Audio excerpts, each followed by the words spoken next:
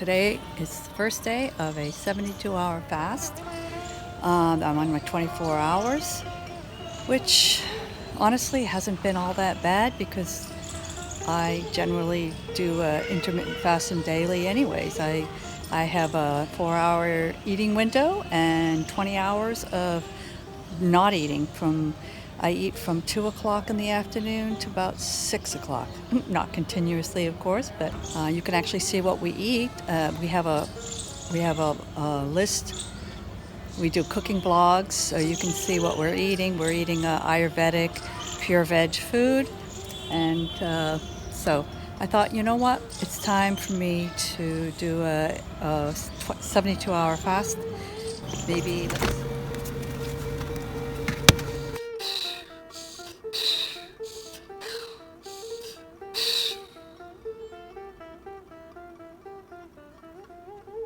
So for my first day, 24-hour fast at 72 hours, but today's the first 24 hours. This has been 24 hours.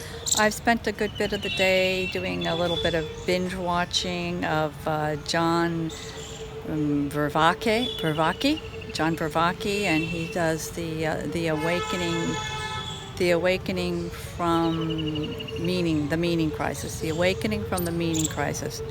Amazing series.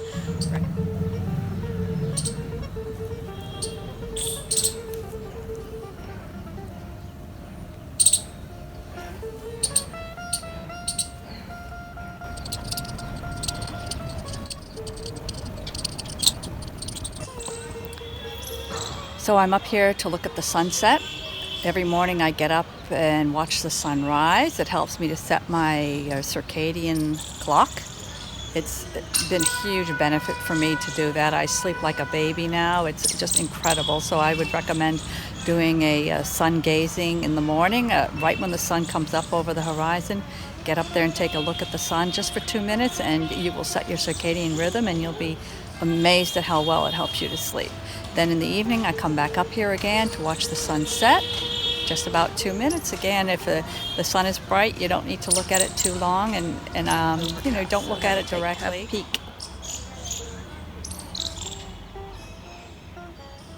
That's where the sun's going to set, right behind that big white building.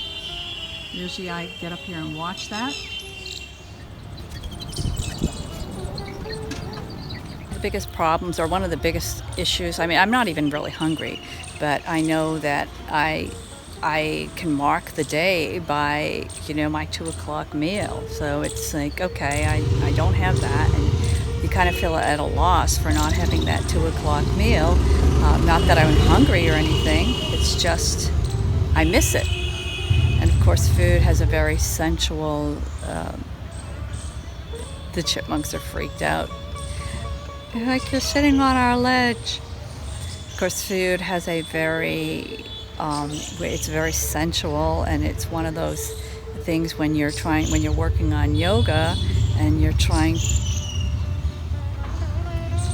come back, chipmunk. When you're trying to work on yoga and you're trying to withdraw your senses of pratyahara, and one of the things the Babas do here in order to sort of quell the senses, the 5 senses are your hearing, your seeing, your smelling, your tasting, and touch. So one of the things they do is they mix all their food together.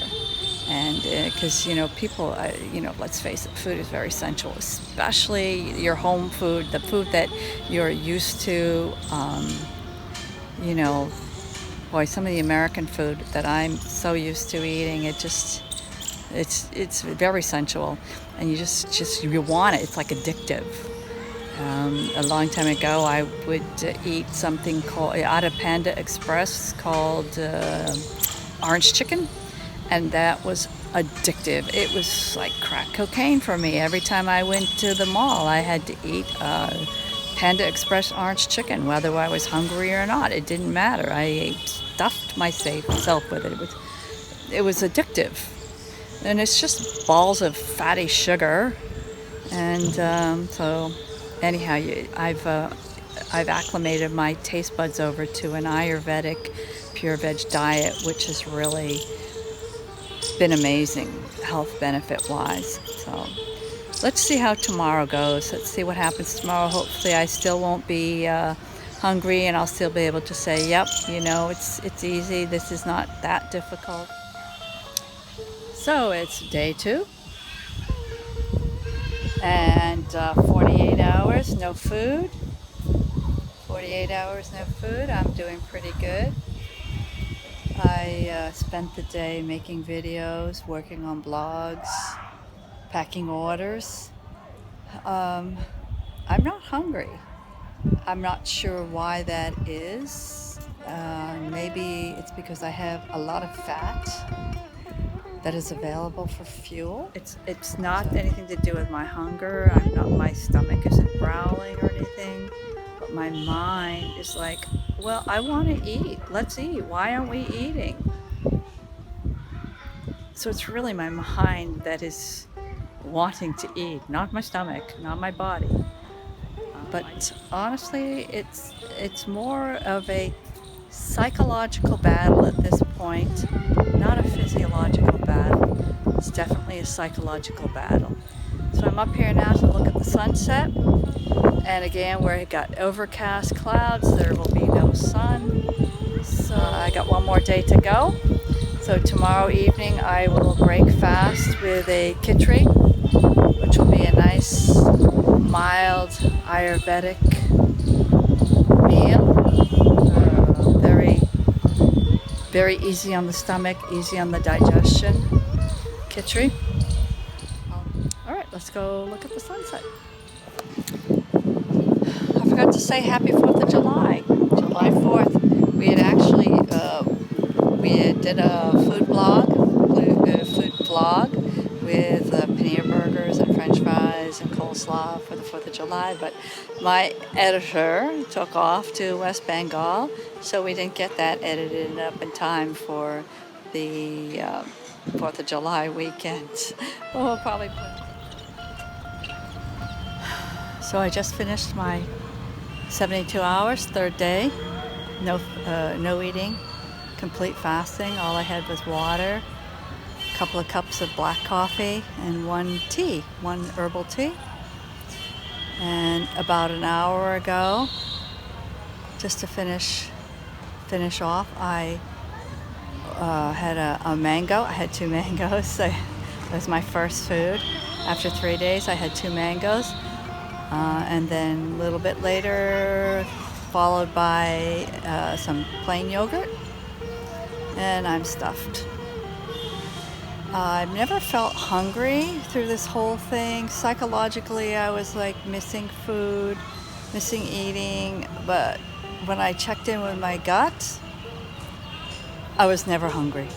Never hungry once.